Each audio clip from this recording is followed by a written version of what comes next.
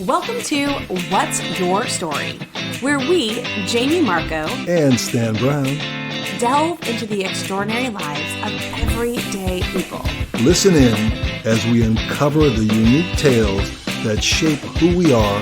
One story at a time. Hey, let's get ready to explore today's story. Let's do it. Hello, Dodd. Over here. Oh, hi. Over here. Hello, Right here. Jamie. Hi. Well, listen, Yes, I'm interesting. listening. I haven't seen you in a couple days. They say absence makes the heart grow fonder. You notice how I'm perfecting my slower cadence of speech? Yes, I am My noticing entire life, I that. speak too quickly. People don't hear me. They don't understand me. They don't know what I'm talking about. So I've decided to Okay. slow my speech down. I had a very good speech professor in college. Did you? So you decide, I realize we have to look at the camera, not look at each other because they don't want to see our profiles like No, that. you can do whatever you want to do. Oh, no, It's your that's true. That podcast. is true. Um, Look at the ceiling. s- What's that up there? okay, so you have waited until this age to take that into effect? I think you have to reevaluate your progress in life and realize it's like the platinum rule. Yes. Not what you don't want other people to hear you like you want to hear. You want other people to hear you like they want to hear you. My entire life, what's your name? I say Stan. Oh, hi Dan. No, it's not. It's not Dan, you moron. It's Stan. So now I say Stan Lee. Oh, is that really true? Yeah, the bat. Oh, We're in Starbucks. What's your name on the cup? Jamie. Amy? You see, Yeah. see, Stan Lee, the Batman creator. Huh? He was a creator of Batman, Stan Lee. Oh, I didn't know that. He's in a bunch of the movies. Gray-haired guy with a beard. He's always this little kind of little things, epithets he's in the movies himself. Those little cameos. Who knew? You know, it's interesting that you talk about the platinum rule. Did you just recently learn that? Have you known that for a long time? Asking for a friend. It's something you introduced me to quite a while, maybe a couple of decades ago. So, really funny story is I was doing some research this morning and I was writing some things out, and I was reminded of a Funny college. thing, I wasn't. I know. I have a college professor who I took a human relations class with at University of Central Florida, and his name was Dr. Butler. He was a professor. He was a professor. And this class was like 500 people in an auditorium. I was one of 500 people. And I remember I was a freshman. I took my freshman year, Dr. Butler at University of Central Florida. And so I always wondered what happened to him because he was so incredible. He was probably one of my favorite teachers. Somebody's butler today. No, he's not. But he was just like such a cool person. I'm turning my phone on silent because it's being very loud right now. And I just thought he was like so awesome. And I wanted to send him a little bit of a letter just to say, hey, I'm thinking Does about you. this story have a happy ending? No, he passed away in Well, 2017. I'm happy for him. What? He's returned to the motherland. That's all. Okay, He's maybe. going back to that drop in the remember the ocean drop that goes up to the sea. You goes higher and higher and higher. That's your life, and all of a sudden you get to a point. Sure. Then it just drops back into the ocean. Okay. But my point is that I wish I would have been able to tell him the impact that he had on my life when he was alive. And I think I did when I was in school. I mean, I went to school many, many years ago. But like he was somebody who taught me that, when you go to college, you always meet your professor. So I went to office hours and I met him. Good idea. And then because I did that in a room of 500 people, he would always call on me. Absolutely. But it helped me with my grading and it helped me connect more to the content. And I truly believe that he is at the foundation of me really wanting to dive in deeper to the power of human connection and learning that in my life. Also, one of your stepping stones. Yeah, 100%. He actually has a call out in my book. How old was he when he passed? I don't know. I'd have to look that up. Hmm. I mean, he was definitely older as a professor. He was a doctor and he was a professor. I don't know. I mean, I have no idea. Yeah. Different people have different impacts on your Yeah. life. Some have no impact at all. Some have negative impact. This was a positive impact. Good story. Yeah. So there you go. It's interesting. Today we have somebody on the show that neither one of us knows. And I was looking up to see like what we know about this person. And the only thing that Can I she hear us now? Can found, she hear us now? she can't hear us. So I found something about she had said a message. I'm trying to find it. I just read it to you a second ago. What did it say? Do you remember? Do you remember what it said? This is very pointless. Oh yeah. So I love what she said. She said something about she recovered from generational rage in her 30s. I mean, I don't even know what that means, but I'm excited to find out. You? I'm curious. Are you having generational rage in your I 70s? have it every day. All I get it out during breakfast, so it's finished for the rest of the day. right, should we let her in? Come on, All right, let's do it. Here we go. Kelly, because she's going to hear us now, isn't she? I know she will. It's so funny when our guests like they don't know what is being said. after we hang up. And they're always like, oh, I really love what you guys said. Like when they start to hear it for the first time for themselves and they connect. They go, hi, Kelly. Hello, We're Kelly. over here. You're on mute. So there we go. We're just riffing. Sorry for the wait. Hi. Hi. It's so nice to meet you. I said that we don't really know you. We've never met. And I don't even Mhm. remember like how we got connected for you to be on the podcast, but we don't care. We're happy to have you here. And one of the things I saw that you had written was that you recovered from generational rage in your 30s. So I can't wait to learn more about that. That's incredible. But I want to find out what put her into generational rage. Forget about the recovery. we'll get there. I'm Jamie. That's Stan. Nice to meet you. Hi. Oh my gosh. I am so excited to meet the both of you. I was intrigued. It's so funny. So Jamie, you and I are speaker sisters, which is Okay. how is one kind of like maybe that's how you came across my path, to be honest. It was just more like looking at podcasts that I would resonate with. And the fact that you were a father-daughter duo just Ooh, like warmed cool. my heart. Thought that was so sweet. And yeah, part of my story is my sweet dad. And so yeah, so I just like those two things I think just kind of brought you along my path. And I started listening to your podcast. I'm like, I'm gonna pitch to see if they're would be willing to, check this out. And No, when I we sent only you pay an scale. You email, realize that, right? okay, good to know. But no, when I sent you an email, it was a few months I didn't heard, and all of a sudden I got an email saying, "Hey, we'd love to have you." I was like, "Really? Okay, let's do this." So I was very Talk excited. to your So thank you. assistant. Oh yeah, yeah. I'm sorry you didn't get a response sooner. It's So okay. it's yeah. I was telling my dad that I'm a working mom, entrepreneur, and I was telling him that summertime things just kind of shift and your hours change, and I'm always trying to fit things in. And so I apologize we didn't get back to you sooner, but we're so happy to have you. No, don't. Yeah, So we are do going to not start apologize. off our conversation asking you, maybe you've heard on our other podcast, but this question we like to temperament check or temperature check or whatever, where we're at today on a scale of 1 to 10, 10 being it is the best day you've ever had, not a worry in the world, like all sunshine and rainbows. One has I 10. know it's like it's not really there. Or a 1 where you should probably reschedule this podcast recording because you shouldn't be peopling. What is your A number lot of today? people have ones.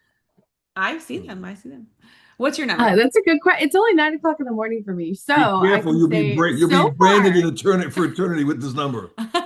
Right. So far, my day is, I would say, a good 6. Like, I There feel you I Ooh. was very excited for today. You guys kind of got me up this morning. And just, I actually going into my 26th year, our wedding anniversary this Thursday. So we're kind of looking Oh, forward to a getaway. So, yeah, good thing. go. happy If we Maybe anniversary. a six if and a we were half. gays on the Yeah. seismic scale, we'd be off the oh man off the charts. What would it take to have you go from a 6 to a 6.25 today? Oh, good question. I think she's there already. Gosh, yeah, so for me, I have I'm Bible I have my own business, but I also work at a education institution, and my drive can be anywhere from 30 minutes to an hour. So if it's 35 minutes, we'd be looking great. I would love a shorter commute. Got it. And I heard you say what time it was for you, and I know what time it is for us. So you're on the West Coast? Where are you on the Yes, West Coast? I'm in San Diego. We're in Oh, the West Coast too. we're on the West Coast of Florida. She's on the West Coast of I'll tell you the United funny States. story about that. I'll tell you later. Do you want to tell us now? No, it's too long. Okay. It, Sorry, it Kelly. involves bondage and some other stuff. What? Oh my God. Not me. It's like herding cats over here. So you're in San Diego. Have you always been in San Diego? No, my husband and I actually both, we were high school sweethearts, met in Palm Springs as we grew up. And we both went here to college at Point Loma Nazarene University, small private institution. And that's where I currently work. And so we went to school there and never left. We're like, nope, we're not going back to 125 degrees. Palm So Springs we is a live, small community also. it Huh? is, it's You should go grown exponentially over the years, but we live about 30 minutes east of San Diego proper, so that we're a little bit in the warmer climate, kind of, get our desert feel, but we're 20 minutes from the beach. So we love it. Nice. So California girl. I love it. How did you meet? You said you met your high school sweethearts? Yes. So actually, we met in 8th grade. We were in like a tennis camp. We had just moved there. My dad was a pastor. We had just moved there from Arizona, and they were trying to get me, acclimated, find friends. So they put me in this tennis camp, and I meet this kid. And 2 years later, we go to high school, and I'm like, "Do I know you?" And he's like, "Oh yeah, I was on an assistant for Pam's Tennis on Wheels." So we just That's a became name. best She was a mobile tennis camp and he played tennis. He was really good, played all through high school. And he and I just became fast friends and we were literally best friends all through high school until about our junior year. And we're kind of like, this is kind of shifting. And so we started dating and then he went to college in San Diego without me. I stayed behind and did community college. And then we had that kind of like impasse in our relationship. Like we either break up or we get married. Let's get married. So we got married our junior year of That's college. tennis on wheels. You would Oh, travel. wow.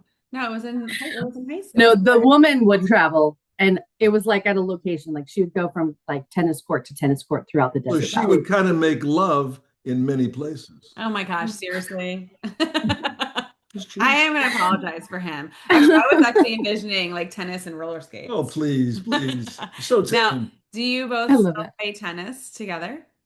Or are you No, he actually got injured the really pickleball? badly. No, we've never done pickleball. His Oh, dad's come doing on, pickleball. Kelly. I know. Someday. We are both very hard workers right now in life. So nope, don't do tennis. There's no But he future in has it, taught kid, our trust kids. me. He's a Stop that great coach. hardworking stuff. There's no future in it.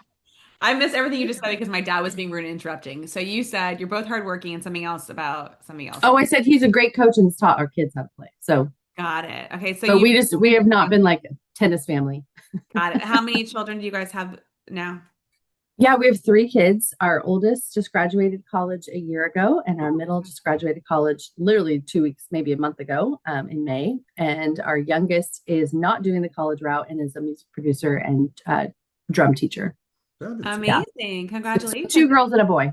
Wow. And are they staying in California? Do they stay in California for college as well too, or do they go somewhere else? So far, our oldest, her goal is to get to the UK. She would love to be on the West End and in Broadway, but that is a feat. So she's got to kind of find her rhythm to get there. And she's a vocal performance major. So she teaches piano and music, and then as well as acting. And then her sister is a graphic design major. So she's going to be kind of going into more of the, creating art in terms of design and things like that. So right now they all live in San Diego. 2 live at home and 1 lives on her own in an apartment with a friend. And I heard you say the wild season. God, I heard drums and piano and vocals. So where does that come from? Either you or your husband, or She's probably deaf. Speak up. No, thankfully my son has had an electric kit his whole life. We've never had to worry about being drowned out by drums. No, music is a big part of both of our family. My family specifically, my mom's dad actually came over from Amsterdam, Holland, when he was a kid, and when during the Depression era, they were trying to figure out how to survive. So his dad taught all of them an instrument. Wow. And they all became a little one, like a family band, and they traveled the circus during the Depression era. Mm-hmm. So then when my grandfather really got into music, he played the trumpet really well, played the piano. He made every single child in his family learn. So then that, went into my family. Then my mom married my dad, who was very musical and loved playing the guitar, had a great tenor voice.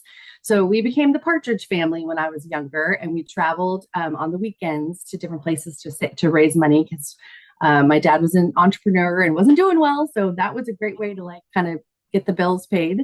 And then my brother and my sister's a singer-songwriter. My brother's a worship leader.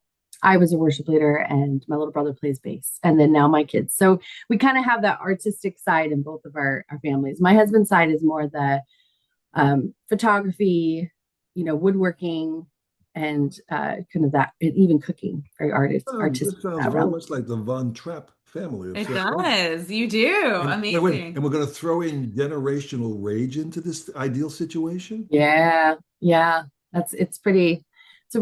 It really starts with my dad's dad. He was an amazing human. We called him Pa. And my dad, on my dad's side, his family was raised in Texas, small town in Texas. I think my dad was born in Lubbock, and his parents were born in Sweetwater. Okay. So the western side of Texas. If you've been there, it's just its own flavor of Texas. Tumbleweeds and small town. And when my grandpa came out of the military, he had gone to World War II, had served. He was World War I, excuse me. Now I'm drawing a blank. World War II. And he actually was one of the last cavalry with horse infantry. So he served for all that time. And when he came home, he had what we didn't know then was PTSD from that experience. And so he probably experienced rage from his father. I don't really know. I never heard really any stories about my pa didn't talk very much about his family. But he came home and was changed. And so my dad remembers very varying experiences. One of the most talked about experience for him was they were going on a family vacation, got in the car together. My pa was a farmer, and so getting away was a big deal. So they had planned to go on a road trip, and he suddenly just decided he couldn't go and wouldn't go. And the kids were packed in the car, and he just had like a fit of rage and was out of the picture, and they never went anywhere. And so just those little stories kind of were a part of my dad's upbringing, of just like pa not really, all of a sudden not being himself. He would, he hit my dad with a switch, take a branch off and spank him, and for reasons that weren't really, didn't really deserve that kind of a treatment. So that rage started then. And I think my pa, thankfully, over when we were kids, we never saw that side of him. I don't even know what he did to, get himself in a better state of mind. Maybe just being older and wiser, but he never lost school in front of us. I never once saw my pa lose a school. But unfortunately, my dad picked up on that. And when we were I mentioned to you, he was a pastor. Well, he wasn't always a pastor. He had him and my mom got married. They were high school sweethearts from a small town in Colorado called Peonia on the western slope.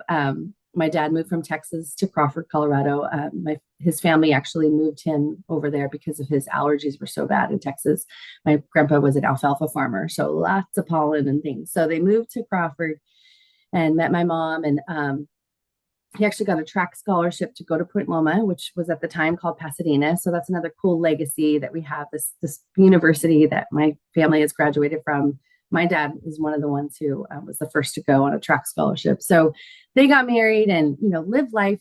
Things were great. Well, my dad was let go of a job that he felt very strongly he shouldn't have been let go of. And it really did a number on him, and the stress, having 4 kids. I have 2 older siblings and a younger sibling, so lots of mouths to feed. Mm-hmm. And he thought, you know what, forget this ministry thing. He was a young pastor then, and he said, I'm going to go do my own thing and be an entrepreneur. And so we moved to Cheyenne, Wyoming, which is not a fun place to live. I'm sure it's beautiful now, but it wasn't then. And that's when his rage showed up. The stress, the worry, trying to sell.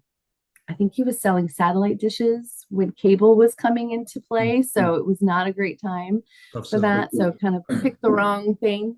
So those 5 years in Wyoming, my sister and I were just talking about this a few months ago, because I have some different, you have like your version versus your siblings version. How old were you at the time? How old would you have been? When we moved, I was 5. I was pretty little. So from 5 to about 10 is when I experienced the brunt of my dad's anger. And so for those 5 years, we moved every single year, maybe every 9 to 12 months, to a different house because they couldn't afford the rent. So they had to move again. And I don't know how my mother survived that alone. That's enough trauma to try to uproot your whole family, pack, move. We didn't keep anything. I don't have any like clothes from when I was little, or, a lot of trinkets. And you have a sister, and then is it just you and your sister or other siblings? 2 older siblings. So a brother, a sister, myself, and my younger brother. So 2 boys and 2 girls. And so at this point, your little brother was born. Yeah. So when we moved to Wyoming, I was 5. Casey was 3. Okay. My oldest sibling, Kim, was 4 years older than me. What is that?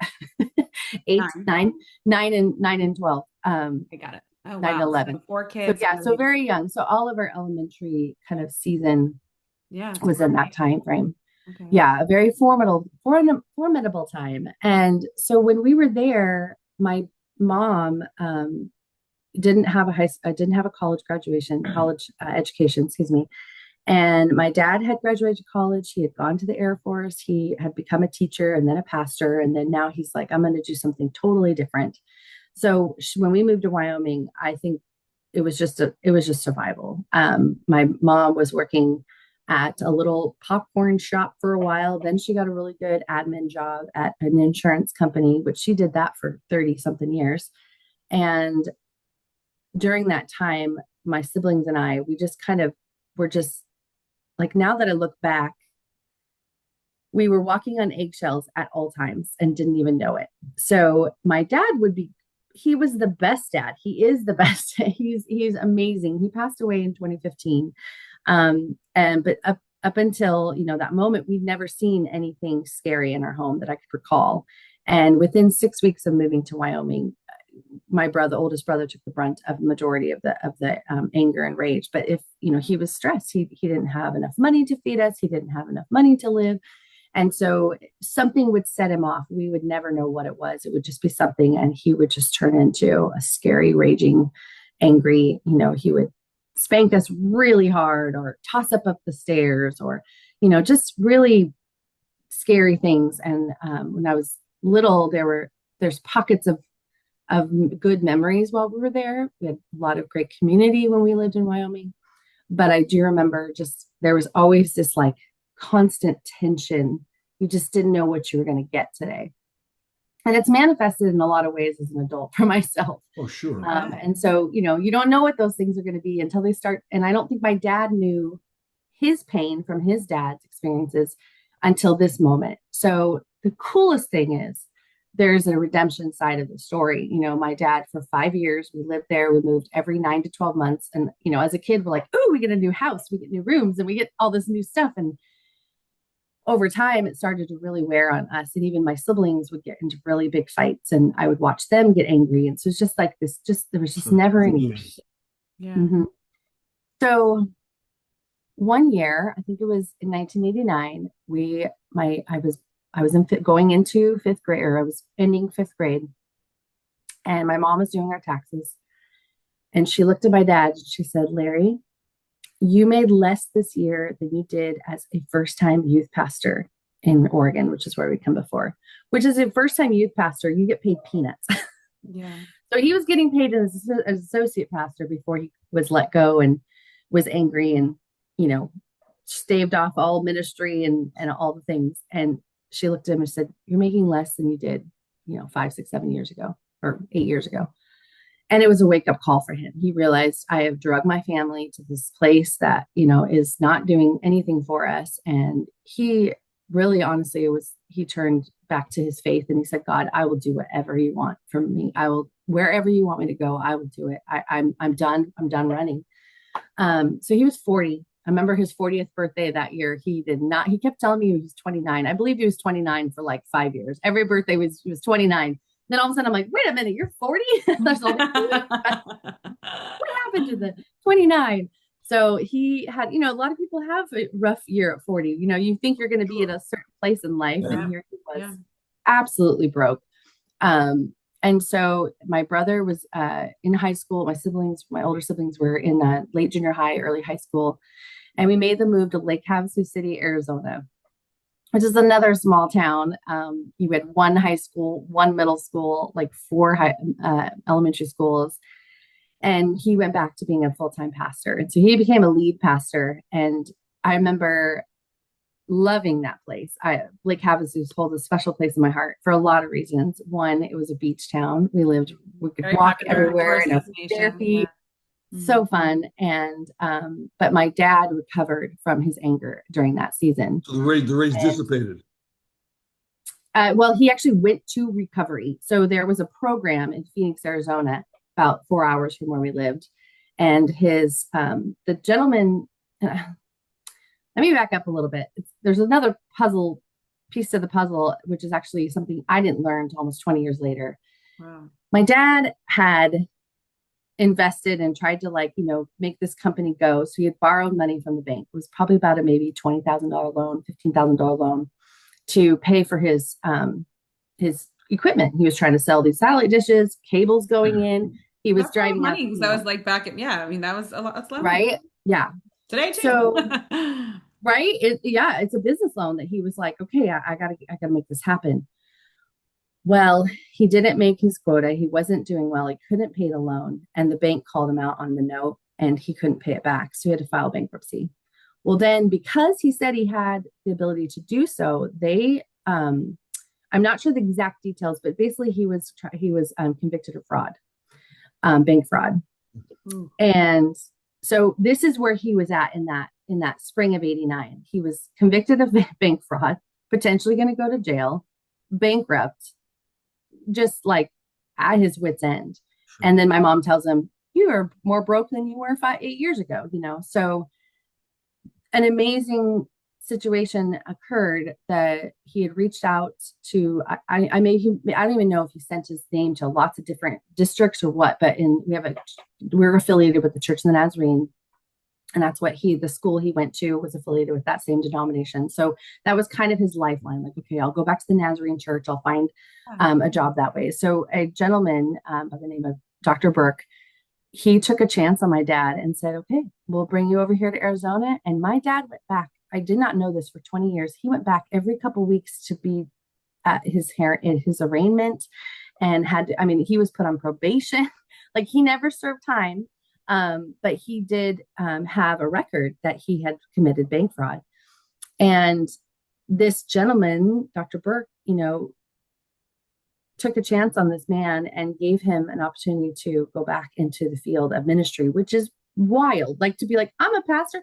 But what's so cool about my dad is he understood the level of grace that he received, and never, ever did he take it for granted.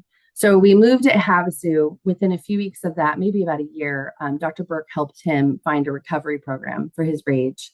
And he went away for 2 weeks. I thought he went to get a knee surgery because it kind of happened around the same time. My dad came back less mad. I was like, okay, this is cool. I was 12.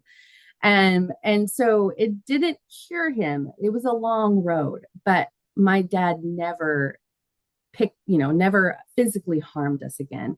He did have bouts where he would lose his temper. My brother was diagnosed with cancer during our time in Lake Havasu, so the stress did return. And there were some moments where I remember being afraid to like come out of my room because he was upset about, this just worry. It was whenever stress was high, he would kind of just go off on rants. But he never physically harmed us again. And even over the time, over years, less and less and less of those outbursts because he continued to get a handle on his rage. When he passed, your dad? How old was I? What was he when he passed in 2015? He was 67. He was 67. He passed away from complications of Parkinson's. Oh, wow. He was diagnosed at 60. Yeah. So thankfully for 27 years, we had a positive experience with our dad. And my mom at the time was very in survival mode as well. I think even to this day, there's a lot of things that we bring up that she doesn't even remember. Sure. She's just had to like put it in the back of her mind. Yeah. So when we moved from Lake Havasu to Indio, California, which is where I met my husband, my siblings went off to college and my little brother and I were in high school. And so we actually can say that we had completely different childhoods compared to my siblings. My parents were more well off. My parents were more stable emotionally, all the things. And it's been a hard thing to kind of know that they didn't get as much one-on-one time. My dad was traveling all the time. There was a lot of differences. And so that was part of, I think, why for me, I was really passionate about just being grateful for the journey and the childhood that I received, because I know what my siblings went through. And even though I was little, I watched a lot of it, experienced a lot of it, but I didn't quite understand a lot of it till I was much older looking back. And then as I became a mom, it was definitely like it started, that's when it started to rear its ugly head in my own life. Because the stress of having children is insane. And I always think it's funny when couples are like, well, we're not getting along, but we're going to have a baby. I'm like, that Yeah, having a child will test every being in your bone. And absolutely. especially when they're having, yeah. So sorry, continue. So I'm sure that. No, yeah. It definitely. So when we moved to Indio, California, my dad was a very inclusive, amazing human. Everybody he knew was his friend. Like I said, he didn't take that grace for granted. And so it just made him an amazing pastor. I mean, he grew these little churches that he was a part of to double and triple in size. And People in the community just adored him, and my mom too. She was just they're cutest little couple. She was a cheery day and homecoming queen back in her day, so super super cute, and very charismatic, both of them. So when we got to Indio, I was in high school, met my husband, like I mentioned, and we got married very young. Didn't really plan on that, but junior year of college, we were turning 21. And I don't, looking back, I don't think I was trying to run away from anything. I know some people are like, oh, you get married young, it was just more like this made sense for us. And so we got married at 21. We had our first kid at 23, and we were done having kids by 25, which I do not recommend. We had a 13-month gap and a 20-month gap. And so it was like, boom, boom, boom. Okay. But we just like And knocked probably it out, building right? your career at the same time, trying to build and like trying to, because you're right out of school. What did you go to school for?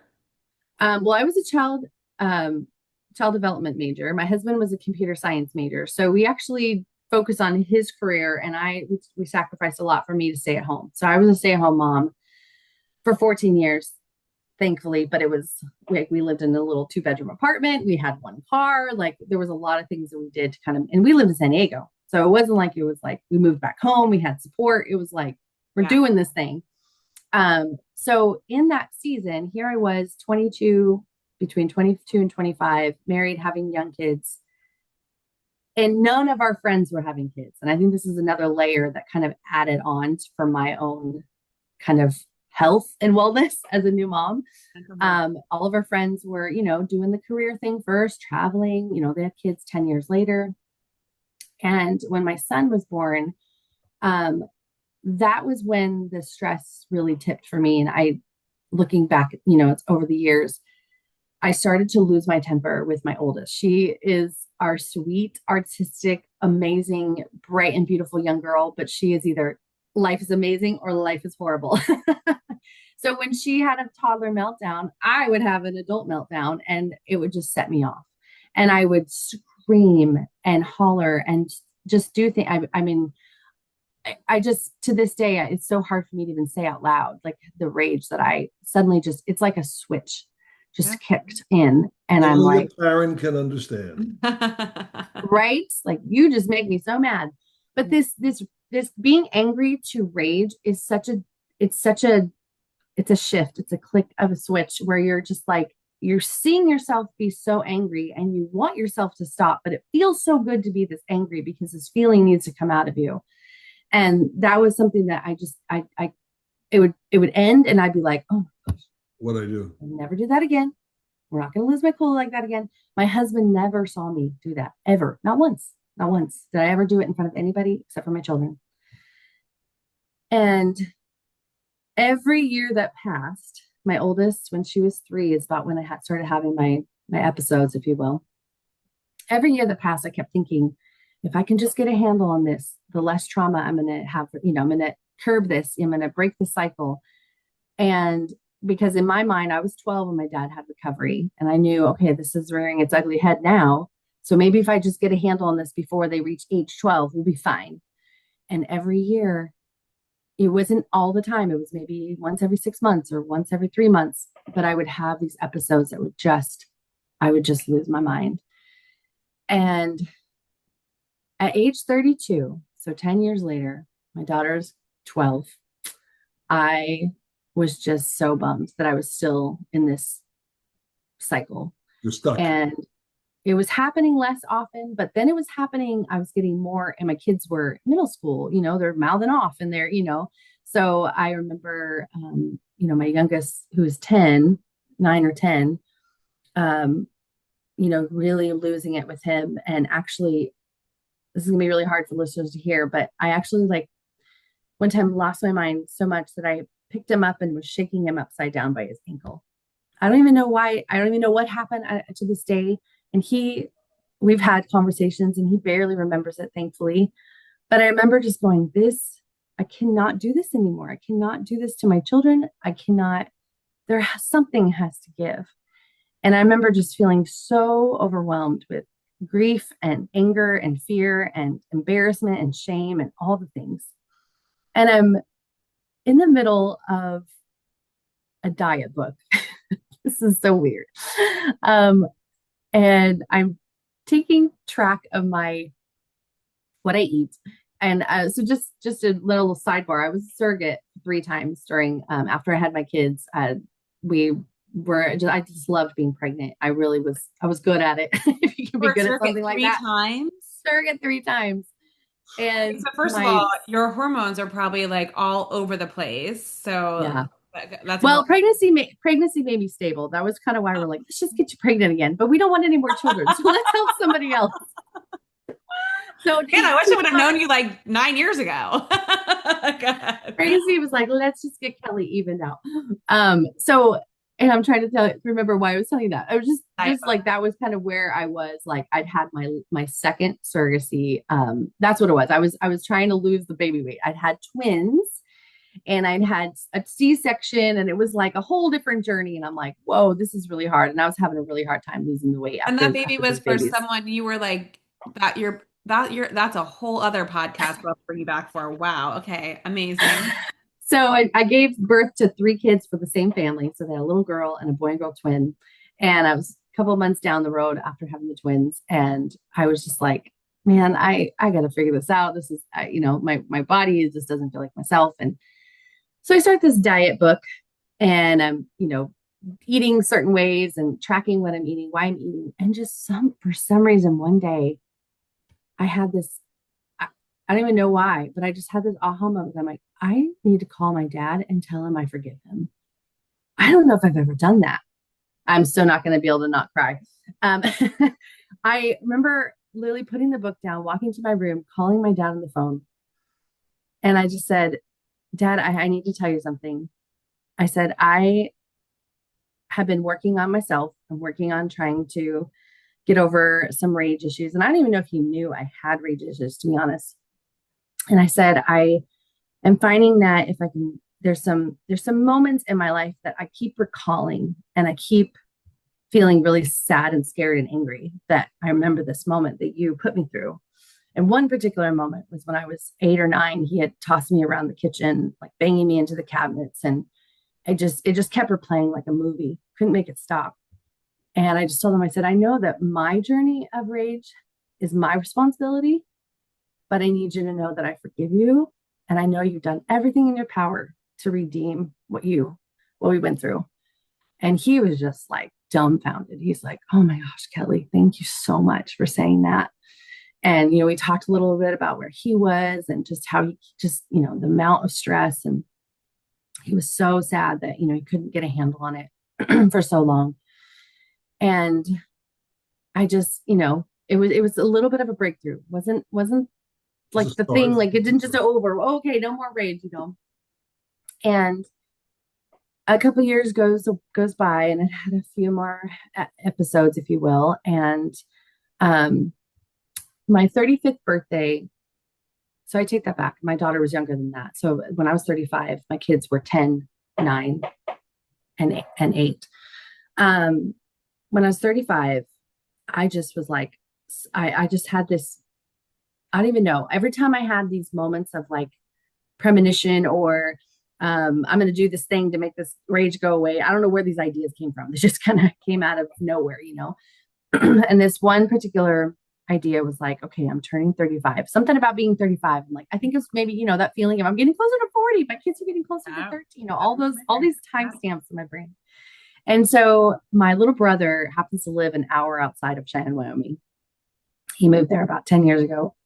And so I called him up. I said, hey, Casey, can I come visit you and stay at your house? And would you be willing to go with me to Wyoming and help me kind of journey through our past together? And he's like, okay. I like, kind of like, what do you mean?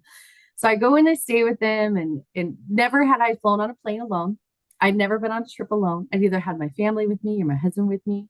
I'm a very extroverted person. So this was kind of a big deal. So that alone was kind of scary. Flew to my little brother's in Denver. Denver was only like a 2-hour flight, but I get there. And so we go to Wyoming, an hour drive away. And thank God for Google Maps at the time. We could figure out where our houses were. So what I did was I wrote down a memory, and each house had a distinct memory of something really major happening to me. I couldn't tell you from my siblings, but there's like this house, I remember My dad spanked me so hard I peed my pants. At this house, my dad tossed me around the kitchen. At this house, so each place had this memory that I just kept playing in my brain. And so I wrote them down, and we're kind of thinking of a way to, like, get rid of these memories. And we were thinking of burying them, but I'm like, somebody's gonna come out and be like, why are you digging a hole in my property? So we're like, we can't bury them. And I really wanted it gone forever. And then we're like, okay, what if we like wrote it on a piece of paper and I burned it right there in front of the house, wherever we go. So we went on Google Maps and found each house and drove to each house, and throughout this day, and just, living through memories. And my little brother was little. So he was, I think 8 when we moved. So he didn't quite remember as much, but we talked a lot about it. And so we went to these locations, and I put the memory on the ground and lit it and burned. And to You this were okay day, with starting fires in front of people's houses, I but know, not right? digging, just making sure. No one seemed to bother with it's like a little flame, Yeah. But yeah, I know that was a concern. I remember one house we're like trying to remember, like, is it that one? Is it that one? These little kids are like, what are y'all doing in the alley? We're like, we're trying to find our old house. But we ended up getting through all of them, getting to go through all of them. And to this day, I have a hard time recalling those memories. Like, they don't pop up they used to pop up like 3 times a week. Kid you not. And now, I mean, somebody would have to talk like, okay, do you remember this? And I can remember it, but I don't want. So they were just not sitting so prevalent in my mind.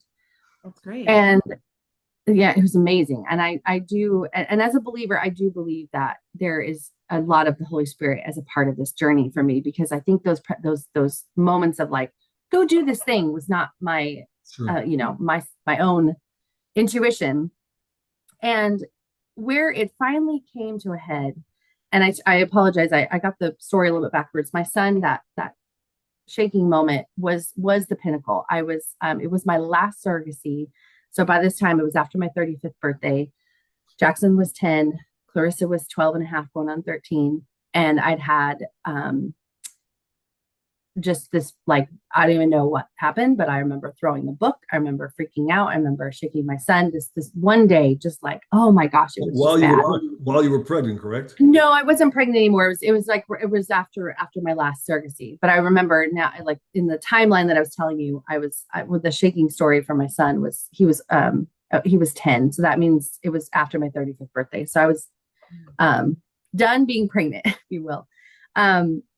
But when I had that, like, just that incredibly horrible day, I just remember just thinking, okay, I did this and I did this and I did this. Like, what else can I do? And, therapy, we couldn't afford it. And we didn't really have insurance. If we did, I don't think it was covered by, things like that. And I just was at my wit's end. And I remember just like during my quiet times, like, Lord, I just need to know what I can do. I just can't keep going on like this.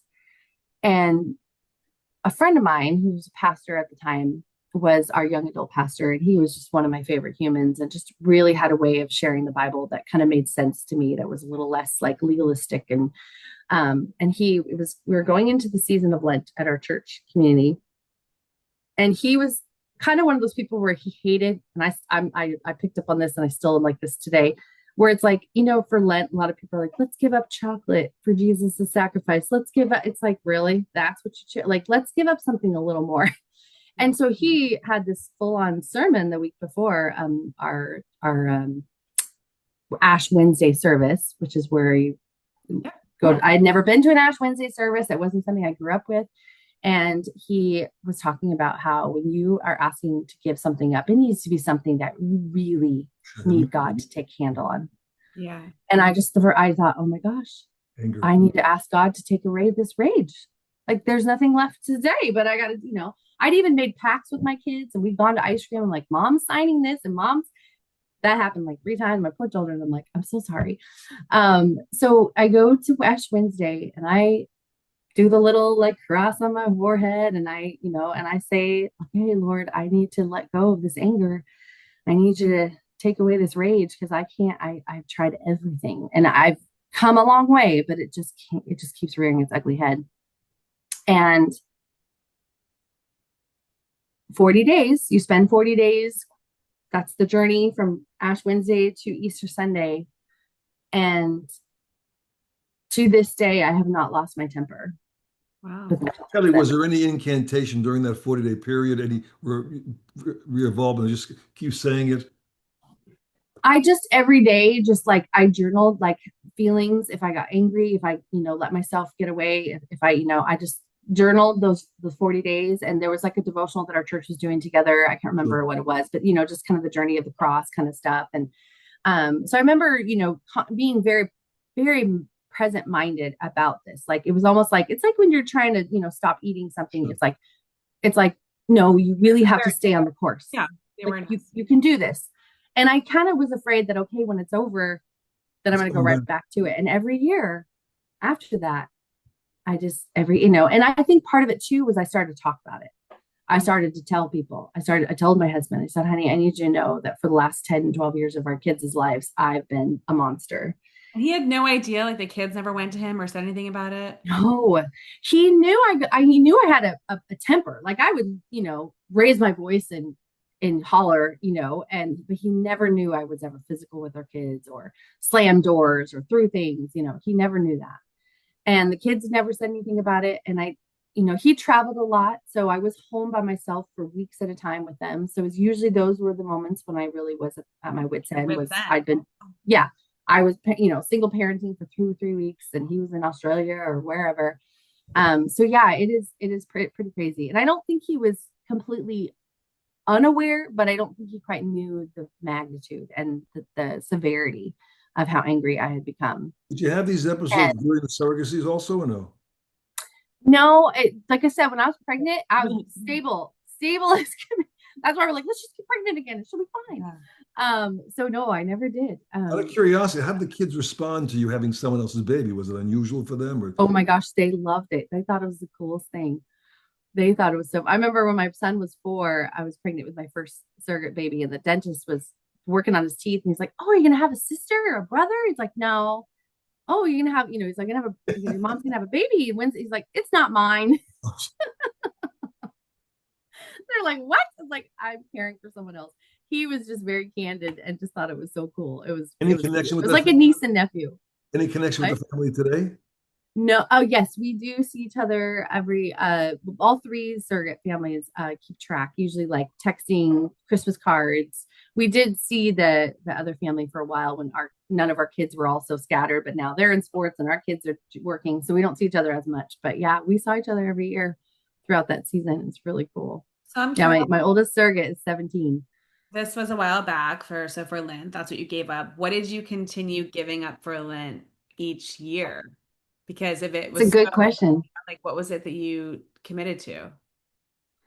Yeah, I think not every year have I done something, but whenever I do a Lenten practice, it's usually something like a focus. Like, okay, what am I needing to focus on? Am I needing to focus on empathy? Do I need to focus on compassion? Do I need to focus on, a certain aspect of my parenting or my relational relationship with my husband? So I've always kind of kept it more away from, you know, a dietary thing more to a how can I make myself a better human to shine light into the world? I talk about for a long time the difference of connectivity as far as objectivity versus subjectivity. People that came back from the war, I hate that we put these labels on, and the labels like a PTSD takes Mm-hmm. away from the intensity of the Yeah. emotional shift. How do you train someone to fight a war to kill people for the sake of whatever the sake is, and then they're never coming back normal, no question about that. And we all have different coping methods. So the subjectivity, objectivity, dad was that way. There's no way you could share his feeling as you got older and you had your own subjectivity with the experience, it was a little easier insight into his. But we just can't walk in someone else's shoes. You just can't get there. No. I think talking about it and experiencing it hopefully just makes it better for a lot of people. Everyone's got their own trauma. Yeah. What about for your kids? Are you concerned that they will go down the same path that you did? Yeah. That's a really good question. My oldest brother, Kevin, he's the one who took the brunt of a lot of my dad's anger. And my brother and I are the two that have struggled with rage. My other siblings, just personality or whatever, it hasn't manifested in the same way. And so he and I have both like that has been a really big concern. And so we both have done a lot of work. And I was in therapy. Thankfully, got to actually go to therapy. I work in a amazing job, has great healthcare, and we have a program where you get up to, I think, like 6 sessions for free for every incident. And so I was seeing a therapist about 4 years ago, up until just a year ago. And we talked about that a lot. And she said, you need to take your kids aside and make sure they know that you have, you need to help them see that, yes, you've been healed, but they need to know that there's permission, that if they see this come through, that they see this come out, that they need to get help like right away. Like it's not something you mess with. Yeah. And I took my oldest, I've had multiple conversations with it because she's just an easy one to talk to. And my middle daughter, actually, I took her to like happy hour or something, a couple years ago, and we were having dim sum together. And I just told her, I said, hey, I need to talk to you about this and just see where you're at, see what you remember. And so I didn't want to drudge up, Sure. memories for them, but I just wanted to know, like, how deep did this go for you? And we had a beautiful, heartfelt conversation about just knowing how to recognize it and how to understand that rage, even some people can be angry internally and it can Mhm. take a toll on their body. And so just because I was an outspoken verbal person doesn't mean you're not an angry person inside. And so just talking about, how to look at that. And same with my son. All three of them have had a one-on-one conversation. And so far, my oldest, she has a temper like me and she knows it and she's recognized that. And I told each of them, I said, it's when it's gonna come at you and you're not gonna know it. You're not gonna see it coming. And I think when you become a parent is where that really, for me, when I became a parent, I didn't even know this was sitting dormant. It was like, it's like cancer. It's there and something will trigger it. And I had no idea. And we didn't talk about it in the sense of this could be a generational thing, because I don't think my dad even thought of it that way. It was just more like, oh, my grandpa had, rage from the war. And then I just, had a bad experience and I needed a handle on this. But now I see that it is something that, for however you want to explain that, it can be generational, and the next generation just has to be aware and kind of nip it in the bud as soon as possible. You certainly answered our question. Yeah. Generational rage. Woo. Yeah. Did your kids know that your dad had also treated you that way? Like, did they? Yes. I was during my season of recovery in my own right. I talked about it a lot. We've and what's there's been I don't think they know all the details. There's been some stories I've just, not really delved into, but they know of the, kind of the big ticket ones, if you will. There's been a couple times where we've talked and they're like, oh, I didn't know Poppy did that. Poppy was what they called him.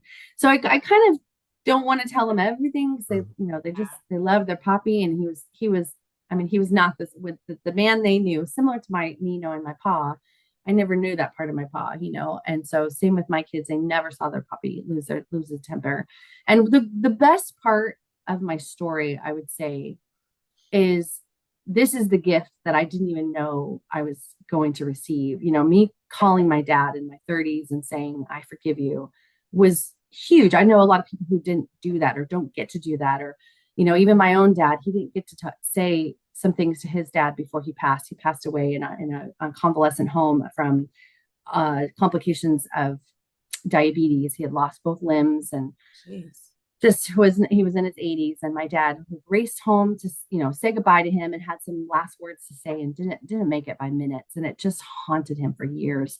And so when my dad passed, he passed away in a way that was somewhat poetic and somewhat tragic. I mean, he had Parkinson's. He was very active all of his life. And when he was diagnosed with Parkinson's, he had the type that was not the tremors. He had more of an atrophy where he would become kind of almost like he couldn't use his left arm as well. It was kind of paralyzed, if you will. He had more like the, kind of some aspects of his, mobility, couldn't button a button, the little things like that. So he worked really hard on that. But when he ended up falling out of bed, he had a really, really horrible dream that the medication he was on made him have really like kind of, I don't even Nightmares. know what the word is. Tremors. Yeah, maybe nightmares is a good way to put it. And just very real dreams that he would physically like respond. He would like Yeah, sit night. up or, Yeah. and he tossed himself so good that he hit his head on the nightstand, which broke his neck because his bones were so brittle from being kind of atrophy. Like he was, kind of experiencing all these things inside of his body. We had no idea. Oh my So God. his neck was broken from it was C3 to C4 or C3 to C7, excuse me.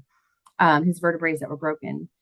And he was rushed to UCLA, where we all gathered for a week, hoping and praying that he would come out of this, that they would do it. They did a surgery to fuse them together. They had his body on a cold temperature to help the swelling, like tried all these things to help him. And he had been, as I mentioned, a pastor. So he had seen what people in convalescent homes or in, care. And he was at the time could not breathe on his own. He was paraplegic. So from the neck down, couldn't breathe on his own. He couldn't eat on his own. He was on a feeding tube. And on the 6th day, he was in the hospital for a week. My mom had to explain to him how bad it was and that we even had a really cool ethics team come and talk to us and just kind of guide us through that like faith side of it. Like, okay, we know you believe in a God who can heal and you know that the Holy Spirit can do things, but if these doctors are saying he's not going to come out of this, he's probably not going to come out of this. And we were talking about putting a tracheotomy in him, which was inhumane, if you will, if he didn't want to live in a home and things like that. So we had to bring that information to him, and he could nod and blink, and that was it. He couldn't speak, he couldn't talk to us. So we had to like kind of figure out what he was saying through like a letter board, and we shared with him that he wasn't going to come home. He was going to have to go to a home. And he immediately was like, nope, I'm not doing that. Absolutely not. He was adamant. And we said, what do you want to do? And he chose to be taken off the machines. Wow. So we were all able to gather together, my siblings, my mom, the grandkids, all of the, we all called, thankfully we all lived in California. My youngest brother flew in and his wife flew in the next day. And we all gathered around his bed and got to sing. And he told us what he wanted for his funeral. Like all of these, like, not many people get those last moments too. And I remember to this day, I still kind of go, would I have said anything else? And I just was like, there was nothing left to be said. And I'm so grateful for that. Like I didn't have any more, Dad, I need to tell you this, or I need, I'm so mad at you about this. It was all had been put on the table years before. And so it was just this like, we got to just sit with him and be with him. And we were with him till his last breath. And so that is something that I realize the more I talk to people, the more I experience friends, as we get into I'm in my mid 40s, more often people losing their parents. And that's not always the case. It You're could be actually luckier than most yeah. people, no question. Yeah. Yeah. And so I'm absolutely profoundly grateful for that. And yeah, so we do share a lot of memories, but we also try to like hold that really, really tightly too. Woo, Wow. Kelly. Woo. That way, well, I don't have any. So how old are you now? I will be 47. Will I be getting a phone call? I don't know. Will you? We're the same age, Jamie. She always answers the question with a question. What is going on here? Kelly, I'm going to call Jamie, you. Jamie, when's your birthday? July. July what? Oh, well, I'll have to tell you afterwards. I can't put that publicly out. Oh, okay. Well, I'm 47 in July too. So we're like, look at that. We're soul sisters than we thought we were. Well, you look like teenagers to me. There you go. I'll private message you when it is, just because I'm out there. I don't need. I'm not. I love. Yes. It's not even like on any of my social profiles. If anyone's listening to this, just because I'm not that person that wants to like have my everything that happy. Like I don't know. It's not as much. You didn't enjoy the Facebook era of birthdays. Yeah, no. As extroverted as I am, I'm like I don't. Yeah, no. I celebrate with Yeah. Anywho, but your story is incredible. We didn't even get into like a lot of it, but so I want to just give you the opportunity. So you've taken all this. Obviously, it's a journey still, and you mentioned just up to last year, you're still getting therapy. But now, and I want to spend a few moments in here. I know we don't have too much more time, but so now you've kind of learned from all that, but you're also channeling that what do you do now? Like I know, like what's your role now? Just kind of So really like that experience of healing. I just have like kind of like what my dad, just not taking that for granted and understanding the grace that I was given. And I discovered in 2017, a few years after my dad passed, the Enneagram. If you're familiar with Enneagram, it's just an amazing personality assessment that really helps understand motivation. And so recently I was certified in the Enneagram, and then came across the Primal Question, which is another personality assessment. I mean, there's a lot of them. They're all very helpful and useful, but these two, the Primal Question helps you understand your core driver. And so a year ago, I was actually let go from a job very abruptly, kind of like my dad. I was let go Deja from a vu all ministry over again. position. And that can I trigger, know. right? Yeah. Yeah. And what's amazing is I had just 6 months prior to that started to think about, like, okay, what's next? My higher ed job, I know in a couple of years will probably change. And I know as a worship leader, there's like a shelf life for those of us in that industry. And so I was kind of thinking, what's next? And I had already started to think about, creating a business, doing keynote speaking, coaching, and all this stuff. So when the Primal Question kind of met the Enneagram for me, I just started kind of making that. So when I was let go, even though it took the wind out of my sails a lot, I kind of wasn't like devastated. I was like, okay, then now I guess I'm going to do this I thought I had years till, to do. So I've been coaching women, specifically women in leadership. And then my keynote I am crafting and working on, and have started speaking and doing that, just helping people.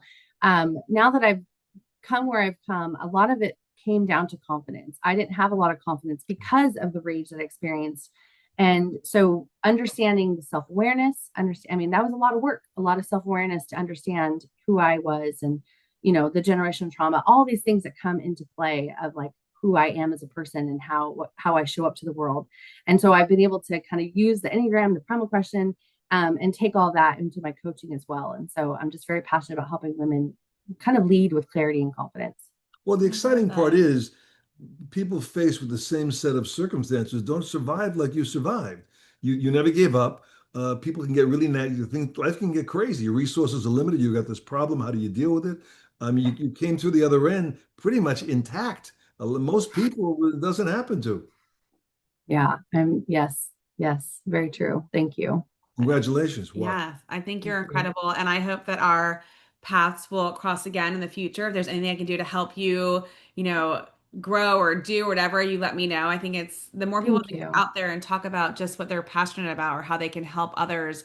I joke a lot with my dad. We kind of talked about, there's all this Facebook stuff, but Facebook and Instagram, more than so than ever, have become fake, right? It's not, people don't post their best, or they post their best moments, not their worst moments. And so we all have this comparison thing where we think that we should be doing as good as someone else. But I'm like, why don't we create help book when we're just like asking for help? Like people just being real, like, hey, I need help with this or I need help with that. And there's like no shame in that game of just asking people for help because Love that. we all think we have to be up here, but our up here, it's like everyone's leading different things. And what is up here, right? So let's just ask for help. So I'm here to help you however I can. I think Thank you're you. incredible. You're amazing. I love that your logo is a butterfly. I think it's so cool. I talk about butterflies. Just tell us quickly, why did you choose a butterfly with a K? What is the butterfly significant to you? I've been called a social butterfly my entire life. And I just think it really encapsulates the growth that I have had as well internally in all the ways. And so yeah, that just kind of came. And one of my daughter's friends in college, who's an artist, created that for me. So, How come no one uses the cocoon? because it's not very pretty. Without the cocoon, there wouldn't be a butterfly. Come on. You can use it for your next venture. I'll be a surrogate butterfly. I have butterflies in my stomach. Yes. And on that note, Kelly, thank you so much for Thank you. sharing with us, and telling us more about your life and what's going on with you. We're so grateful for that. Thank you. And we look forward to connecting with you in the future. And if there's anything we can do to help you, let us know. And happy and Hold that on, you're on hold on, this new hold on, hold journey. on. Are you like a 6.525 now? Ooh, I think it's like a good 8. You guys are Whoa, really good. wow. It's good to hang out with. I Can knew we you'd be bottle fun. this This is your stuff? I think podcast. we can. Woo, fabulous.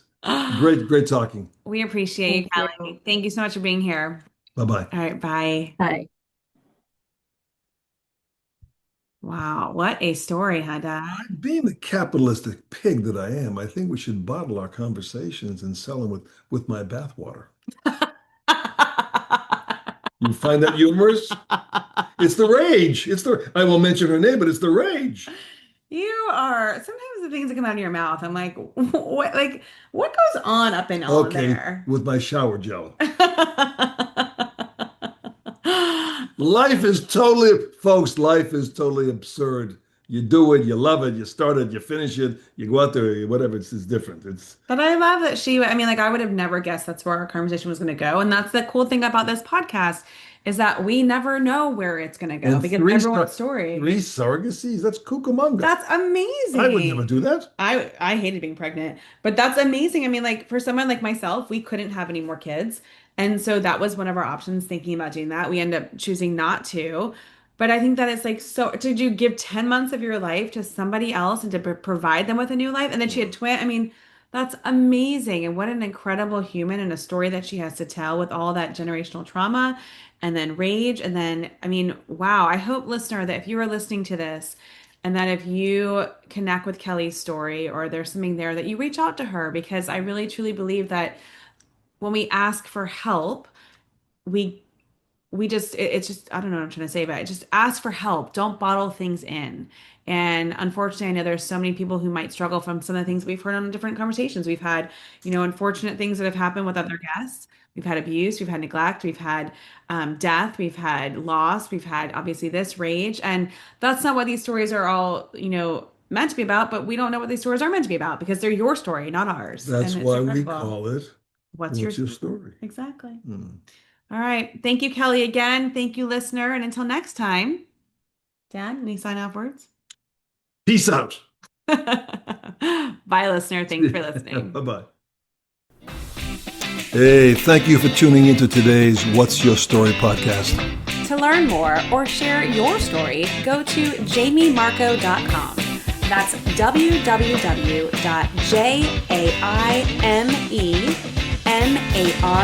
www.jamiemarco.com. And we will see you next time.